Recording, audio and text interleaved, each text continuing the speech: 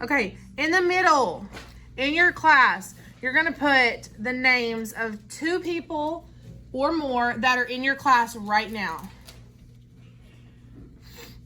So list the names of 2 people that are in your class right now. Can you list yourself? Yes, you can put yourself.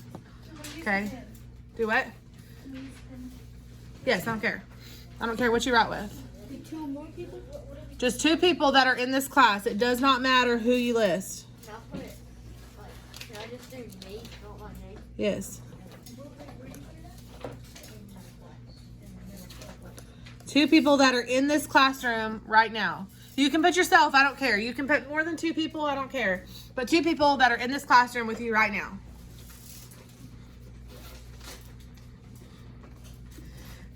Then in the circle that says in your school, you're going to put the names of 2 people, at least, you can put more if you want, that go to Canton Junior High, that are on Canton Junior High's campus right now, but are not in this classroom. And it can be your teachers if you want.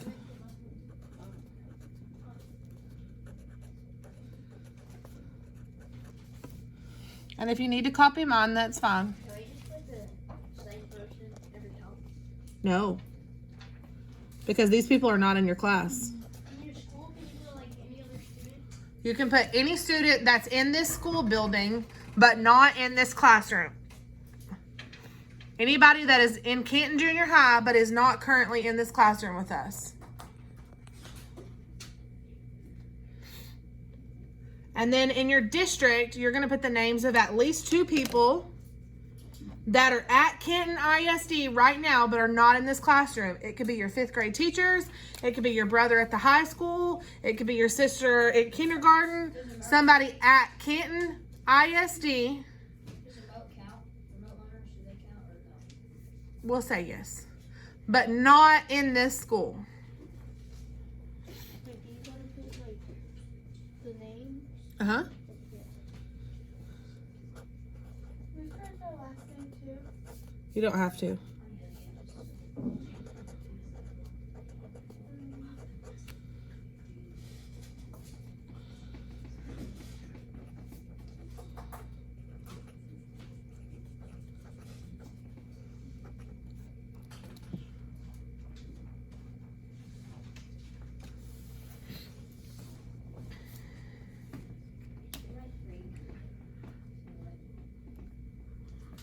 Okay, so let's talk about this now. If you are in this inside circle, if you are in this classroom, are you also in this district? Yes. Yes. And if you are in this district, are you also, if you're in this school, are you also in this district? Yes. Yes. That's why these circles kind of nest inside of each other. Because if you're in this inside circle, you're still in this circle and you're still in that outer circle, right? You're just a part of a much smaller group, a more specific group. Does that make sense, everybody? Yes. Okay. So classifying numbers works the same way. This is kind of our guide to go off of. If someone is in your school, does that automatically mean they're in the class with you? No. No. And if someone is in your district, does that automatically mean they're in your school? No. So you can see how it works to move from the innermost circle outward, but to start with that outer circle and try to move inward, it doesn't work the same, right? Yes, no, maybe so. Correct? Okay. So go to the notes page. This is why you can go out, but you can't go in. You can go outward, but you can't go in. Because you can move outside that circle, but you can't go back into it. Easy enough? Seems simple? Okay, the numbers work the same way. So now we're going to look at this same concept, but with numbers. These are the tricks to remember. I'm going to talk you through it, and then you'll use this kind of to look back on later and help you remember what we talked about. So for whole numbers, whole. You went to dinner and you ate a whole lot of food, right? You had a whole lot of fried pickles. You ate a whole bunch of chips. You had a whole hamburger. You had a whole bunch of ice cream and a whole brownie. If you eat a whole bunch of food, your belly is going to be big and round and shaped like what number? 0, right? So when you see whole numbers, you think whole lot of food, you're shaped like a 0. So whole numbers start with 0. And then they go up from there. So 1, 2, 3, 4, on and on. 5, 12, 100, 1,000, 1,000,000, 1,000,000,000. Okay? If you can count to it, it's a whole number. Does that make sense? So let's pick a couple of whole numbers to put in here. Maybe 12. Right? Maybe 37. Maybe 1,000 or 1,000,000 or whatever. That's whole numbers. Is the whole number circle still inside the integer circle? Yes. So are whole numbers also integers? Yes. Yes. And is the whole number circle still inside the rational number circle? Yes. So are whole numbers also rational numbers? Yes. Yes, because you can move out. You can go out. You just can't turn around and come back in. Okay, so now let's look at integers. I for integers. I for icky. Icky integers, right? Because I for integers and I for icky. So we can think of our icky integers. When you feel icky, is that a positive feeling or a negative feeling? Negative. So when we think of integers, we think negative. Icky integers, that's negative.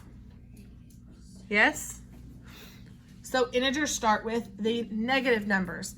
Now we're looking at the other side of the number line. -1, -2, -3, -4, -100, -1,000, -1,000,000, right? That makes sense? Plus all the whole numbers, remember? Because these whole numbers are also integers. Okay? Good with that? So let's pick some integers that we can put out here. Give me some negative numbers. Shout some out, I don't care. 4. -4. 60. Okay, say negative in front of it. -60. Negative 1 billion. -1 billion. Negative 55. Okay? Just some negative numbers. Put a few negative numbers in there. Yours don't have to match mine.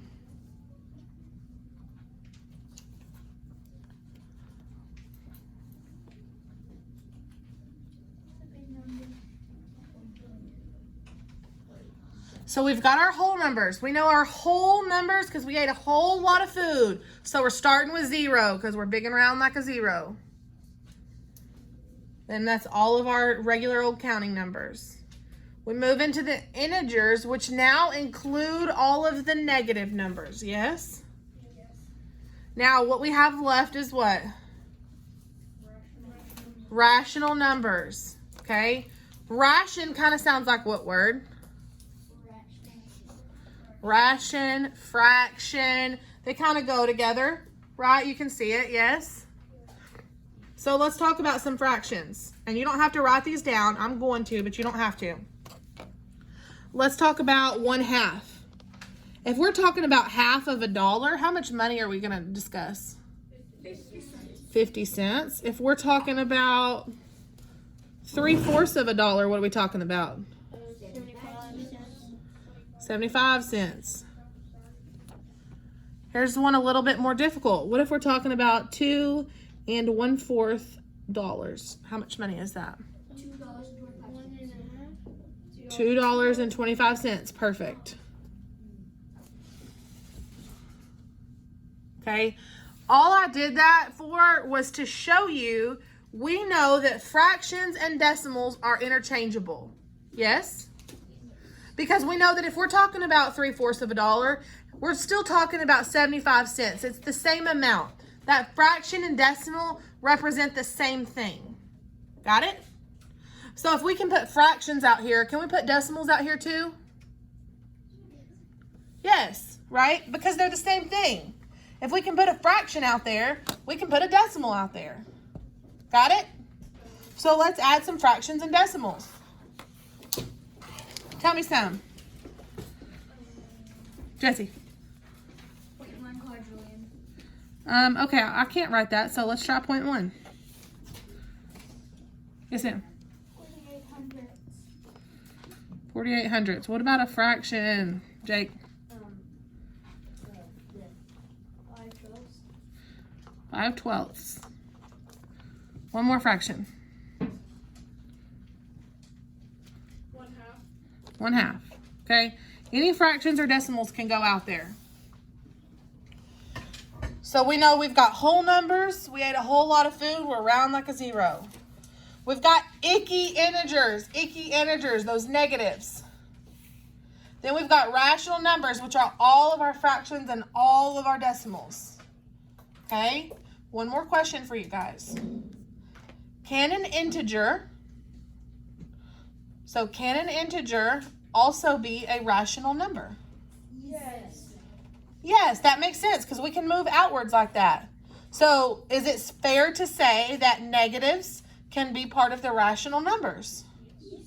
Yes, because we can move those negatives outwards, right? So we just said negatives can be included in rational numbers. Can a fraction or a decimal, which is a rational number, can that ever be an integer?